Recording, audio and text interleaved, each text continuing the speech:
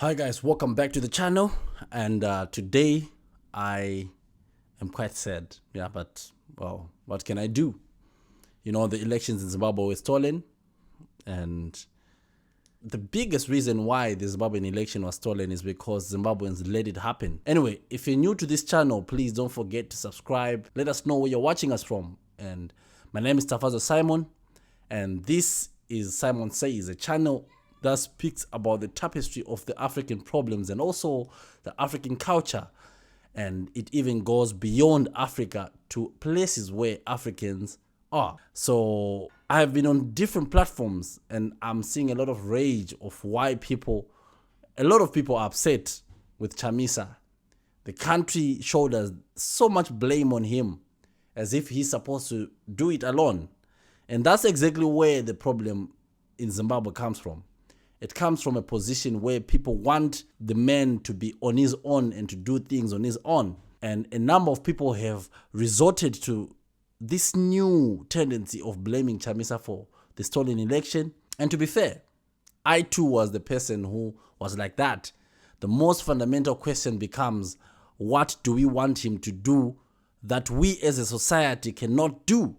It's a very good question. Okay, why has it become so easy to arrest and harass opposition leaders without consequences in Zimbabwe? Zanu can victimize anyone and everyone without any retribution because people let it happen. In most countries, public figures are hard to arrest because the people won't let it happen. It will cause even civil wars. Ask a lot of revolutions that started. It starts with just a mere arrest or a mere persecution of a well-known leader. So the biggest problem that has been happening is that in Zimbabwe, when Zanu lost the 2008 election and the opposition decided to settle for the GNU, that was the biggest mistake ever made as a nation. We allowed Zanu PF to regroup and re-strategize. Every time Zimbabwe has been on a verge of getting rid of Zanu PF, the opposition has always been away from that. If you have noticed, in 2008, the world would have been the biggest player in supporting the people during that period. But what happened? We had the people settling in for the GNU, which was not something that was ideal for that moment. Now, follow me.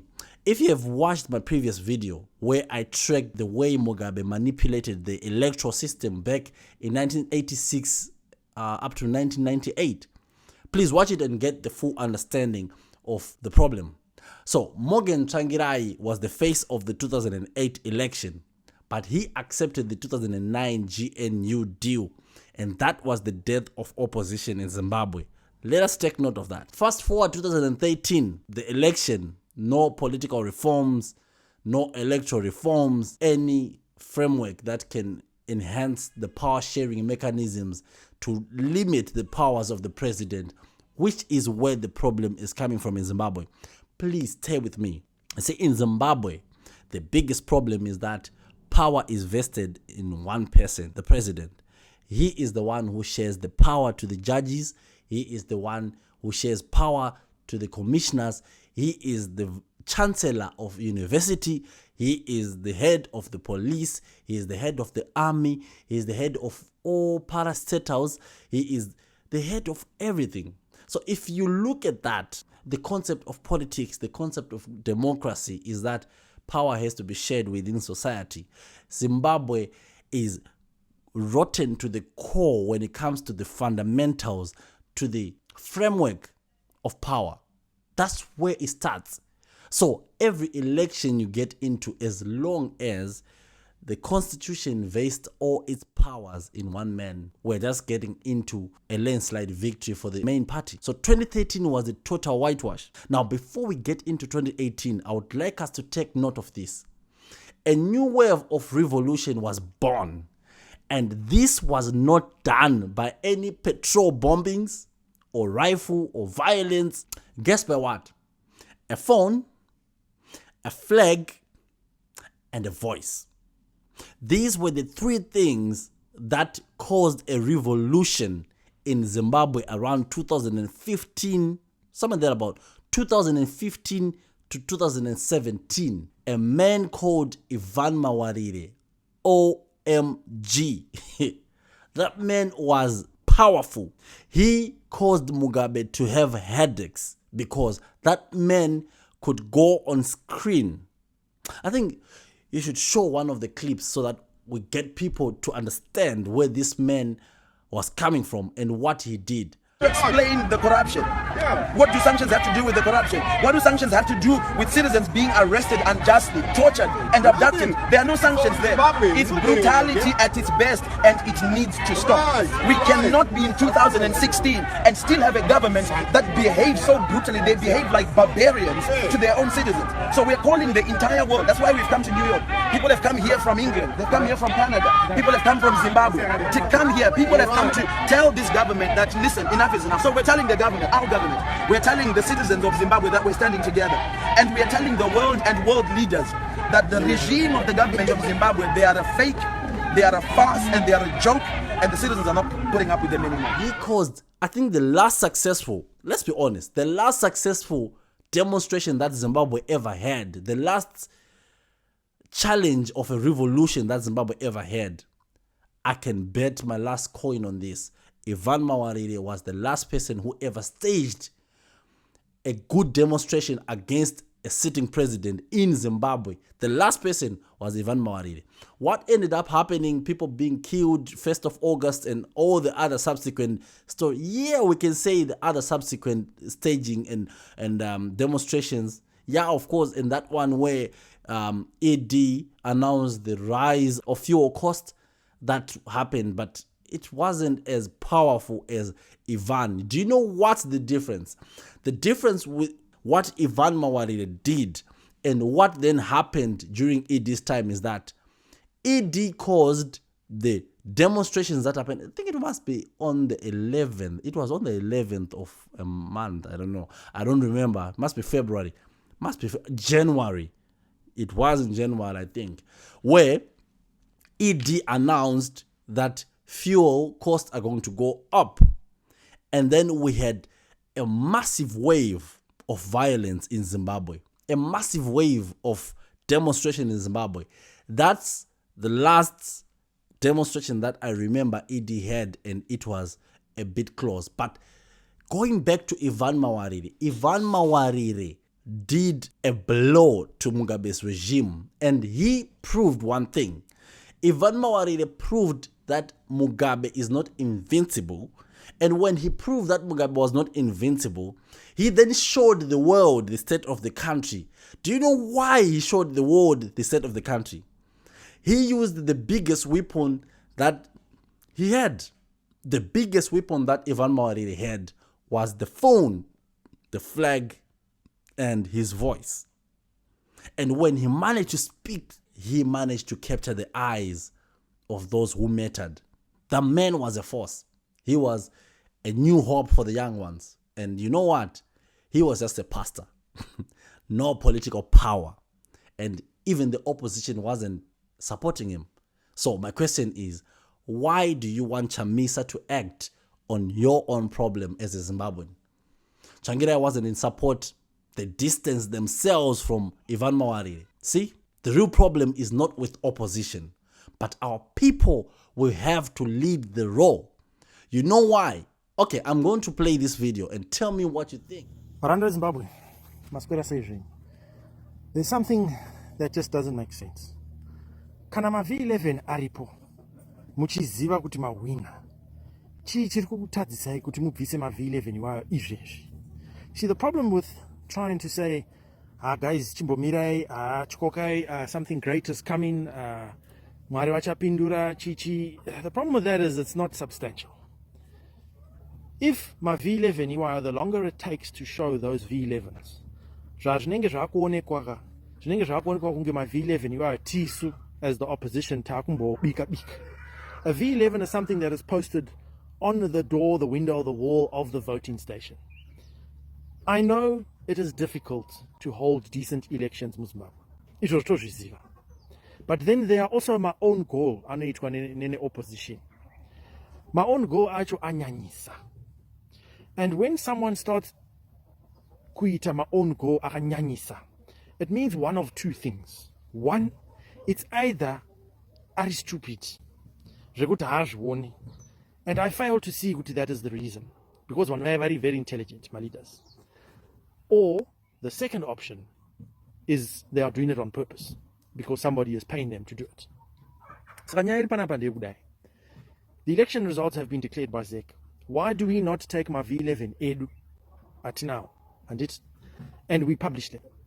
We can do it in the diaspora, and we can show the world that we have won. I know there will be some V11s that we cannot get. Kuma deep rural areas kunenge kwa roa my election agents anenge achirowa abuse wachitwa say we can understand that maybe some of them tona washa. But the reality, gentlemen, is that those V11 forms need to be given to the public. What purpose does it serve kubata ma V11 iwayo for the next week or 2 or 3 or 4? Why are we doing that? At this point in history, Zimbabwe, why are we holding the people back? Chii chiri kunetsa zvekuti isusu tofanirwa kusiya ma V11. Tinawo here ma V11. Aripo here ma V11. Pamwe ndo mvunzo watofanirwa kubvunza. To the opposition, where is the leadership in terms of making decisions? Munoziva kana muchiudza munhu kuti God is in it, chimbomirai pane zvinhu zviri kuitika. Do you know suffering yevanhu vari muZimbabwe? Another 5 years of this. Another 5 years dzekutiza kuSouth Africa kunoshanda segarden boy kuti uwane mari kuraramisa mhuri. Another 5 years kutsvaga permit, kutsvaga work permit, kutsvaga passport, kudhizisa mapurisa, kudhizisa vanhu vekuhome affairs. 5 more years of that. 5 more years kutambura. 5 more years pasina mishonga. Zvikoro zvakavhara kuti vana vasingadzidze. 5 more years. Problem yandinayo varanda veZimbabwe ndeyekuti pasocial media ndiri kuona vanhu vari kufara zvokuti do. Those vanhu vetriple C vawana maposition as MP. In the next 2 to 3 weeks or whenever that inauguration happens, pachapinda ma twin cab, vachapiwa fuel allowance, vachapiwa ma sitting allowance, vachapiwa zvinhu zvese izvo vachabhadhara ma toll gates, etc, etc, etc. But the ordinary citizen in Zimbabwe anenge achisafa. Even the 2/3 majority, because Zanu PF appoints chiefs, and then there's proportional representation in the Senate also. We can see kuti kuma MP, Zanu PF is going to have 2/3 of parliament. So what is the point of having MPs?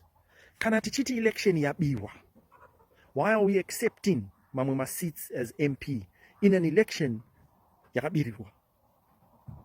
Why do we, when the people are feeling like going into the streets, why do we say ayo chimbogarai kumba modya sadza?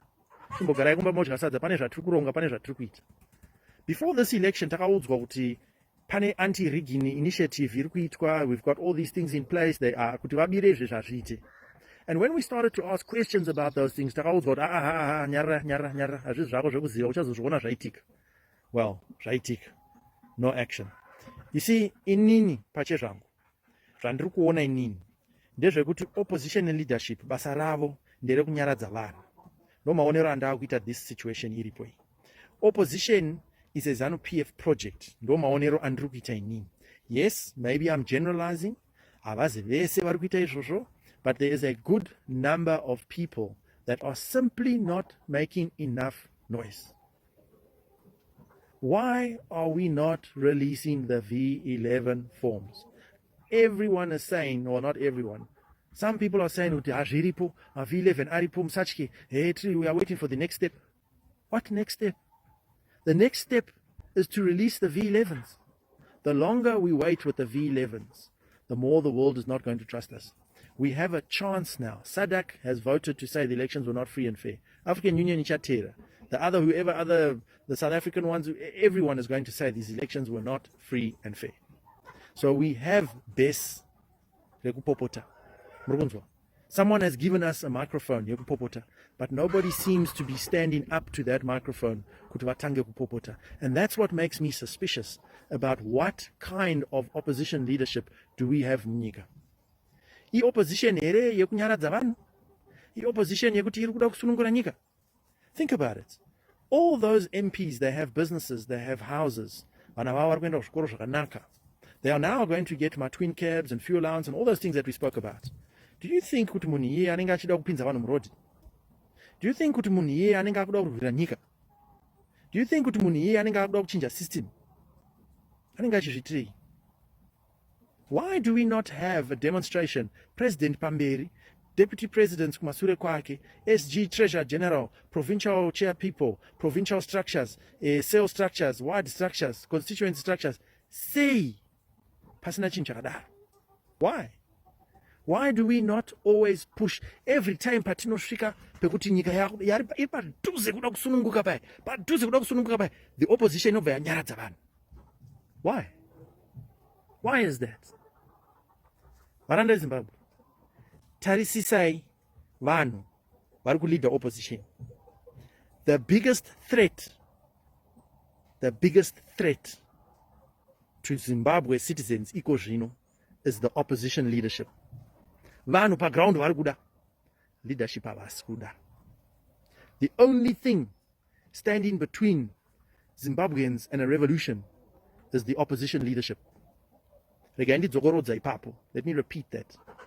The only thing that is standing between the people of Zimbabwe and a revolution to free themselves is the opposition leadership. Let's see what unfolds in the next few days. So this guy, Brett Muvet, is saying the continuation of the V11 issue is no excuse anymore. And he is giving all other accusations, which I don't think are true. And number two, he's insinuating that the opposition is being used by Zanu PF. And that is why they're reluctant in dealing with Zanu PF. I kind of don't agree as well. The third one, which I probably will agree with him, is the idea of the opposition calming the masses from taking action. I properly and honestly agree with Brett Muvet. Okay, I'm not saying that all of us are hypocrites, but certainly most of us are. And you remember in 2017, the same people who were shouting, ED must be fired by Mugabe, were the ones celebrating his return when he did the coup. Those people who were cheering the exit of ED before were the same people who were cheering the coming back of ED again. That's how hypocritical we are as Zimbabweans. Please, don't insult me for saying this, but I'm saying this from a very, very logical position.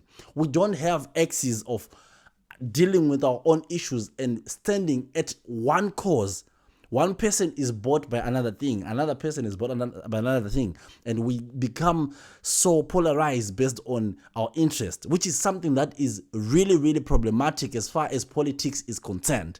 We are hypocrites as Zimbabweans.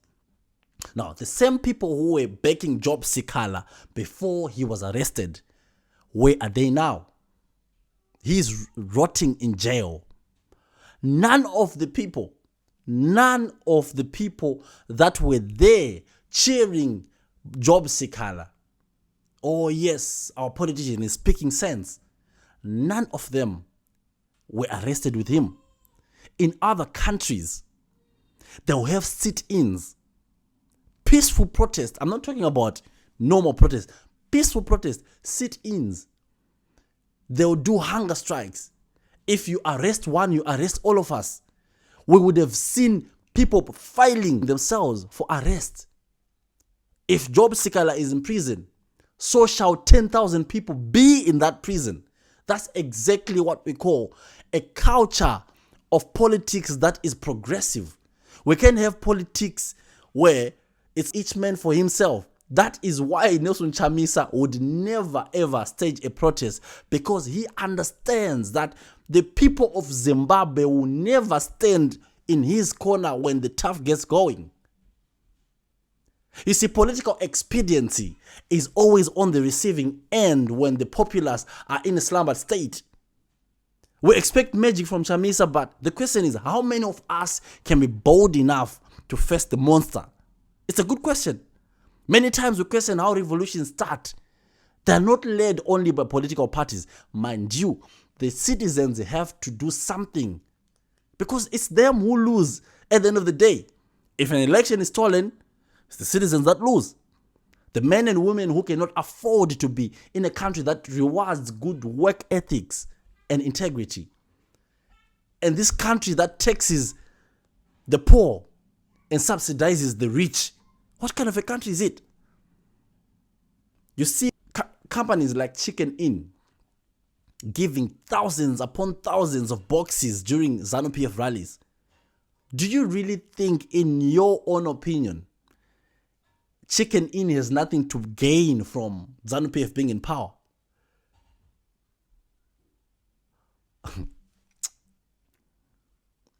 Oligarchs are the center of the problems in Zimbabwe. Business people are benefiting way, way too much from the Banana Republic. People don't realize it. People don't want to say it. Because the truth is, if businesses are trying to gatekeep their existence and how they evade and avoid tax, definitely if an original, if a transparent, if an accountable government is put in place and is set in place, these avoidances and defiances against the tax system of the country would be a thing of the past.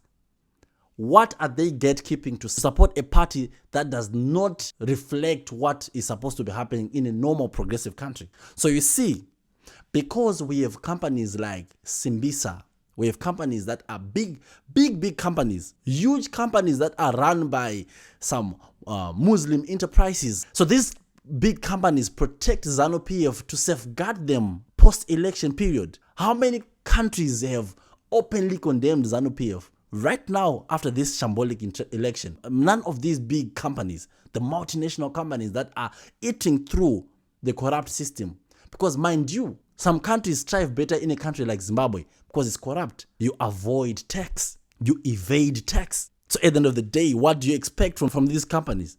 They have to grease the wheel, they have to do things, they have to pass bribes, they have to give you chicken at rallies, because these are deals. So the Zimbabwean people think there's anyone who's going to come and serve them. I understand. And Chamisa cannot be responsible for how you choose to react, but he will definitely become the leader once you act and once the young ones act. Let's be honest. Do you remember a quote from Joshua Nkomo? He said the country will not die because the young ones or the young people will serve it. But now the young people are spending time on TikTok, lip singing songs, let's be honest, shaking their behinds. We clearly have lost a generation of people who are meant to be speaking out. I don't know if you have reached this part of listening to this video, but if you did, just let me understand why. How do you feel being Zimbabwean? To be honest with you, I don't blame Nelson Chamisa. I would never blame Nelson Chamisa. I blame the Zimbabweans. We are letting him down.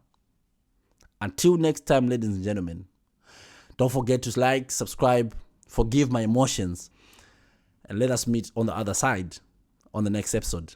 Thank you.